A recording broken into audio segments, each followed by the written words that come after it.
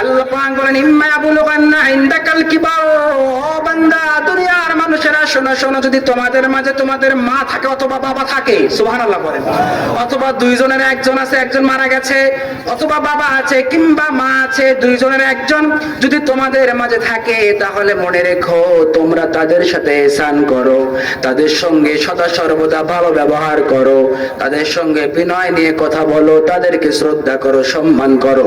তারা যখন বার্ধক্য উপনীত হয় তাদের সঙ্গে তোমরা মেজাজ দেখিয়ে কথা বলো না, তাদেরকে কষ্ট দিয়ে কথা বলো না, তাদেরকে এমন ভাবে এমন দৃষ্টতার সঙ্গে কথা বলো না যার কারণে তারা দুনিয়ার জমিনে তোমার উপরে নারাজ হয়ে যায়। সুবহানাল্লাহ বলবেন। তার মানে আল্লাহ শিক্ষা দিচ্ছেন ইম্মা ইয়াবলুগান্না ইনদাকাল কিবারা আহাদুহুমা আও কিলাহুমা ফালা তাকুল লাহুমা উফিউ। এই উফিউ অর্থ হচ্ছে উ শব্দ করো না। সুবহানাল্লাহ বলবেন। মায়ের সাথে উ শব্দ করো না। মা তোমাকে মাঝে মাঝে শাসন কার্যের মতো এমন কথা বলবে তোমার মেজাজ চড়াও হয়ে যাবে, কিন্তু তোমার মায়ের সঙ্গে তোমরা এমন কথা বলো না যে মাকে কষ্ট দিও না। মাকে যদি কষ্ট দাও, বাবাকে যদি কষ্ট দাও, তোমার এই মা বাবা যদি তোমাদেরকে এমন কটু কথাও বলে, তোমরা ihsan করো, দয়া করো, মায়া করো। সামান্য সময়ের জন্য যদি তোমার মাকে তোমার বাবাকে তুমি কষ্ট দাও, তোমার মা বাবা যদি দোয়া করে সেটাও কবুল হয়, আবার বদদোয়া করলেও সেটাও কবুল হয়ে যায়। সুবহানাল্লাহ বলবেন না? এজন্য আপনার মা আপনার আপন, আপনার বাবা আপনার আপন, ঠিক কিনা জোরে বলেন। মনে রাখবেন বিপদের কালে, আপনার মুসিবতের সময়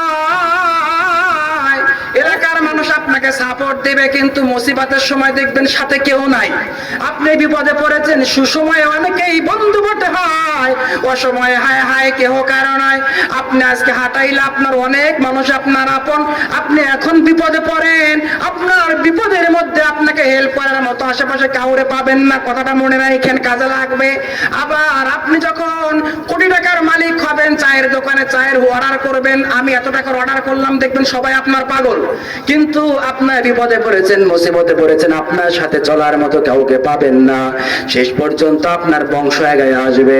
এমন বিপদে পড়েছেন আপনার বংশ আপনার কাছে নাই, এমন বিপদে পড়বেন আপনার বংশের কেউ থাকবে না। শুধুমাত্র তাকায় দেখবেন আপনার পিছনে বট গাছের মতো ছায়া দিবে আপনার বাবা এবং আপনার মা। ঠিক কিনা জানেন? এজন্যই তো আল্লাহ রাসূল বলেছেন, সাহাবায়ে কেরাম প্রশ্ন করলেন, নবী হে আমরা কাকে বেশি ভালোবাসবো, আমাদের বাবা নাকি মা? আল্লাহ রাসূল বলেন উম্মুকা, তোমার মায়ের। সুবহানাল্লাহ পড়েন। এরপর আমার বেশি হকদার? রাসূল বললেন উম্মুকা, তোমার মায়ের। আবার বললেন কে হকদার? রাসূল বলেন উম্মুকা, তোমার মায়ের। এরপরে চতুর্থ নাম্বার রাসূল বললেন তোমার বাবা। আল্লাহু আকবার। এজন্য মা আর বাবার চেয়ে আপন পৃথিবীতে কেউ আছে? মা বাবা যদি আপনার বদদোয়া দেয় সেটাও লেগে যায়, যদি কবুল আবার যদি দোয়া করে সেটাও লেগে যায়। এজন্য যদি মনে রাখেন ব্যবসা বাণিজ্যে বিভিন্ন সফরে দূর দূরান্তে সন্তান যদি বিপদে পড়ে হাউমাউ করে কাঁদে, পৃথিবীর আকাশ বাতাস জানার আগে পশু পাখি কেউ জানে না, সবার আগে যিনি জানেন তিনি আর কেউ নয়, তিনি হলেন আপনার মা এবং আপনার বাবা।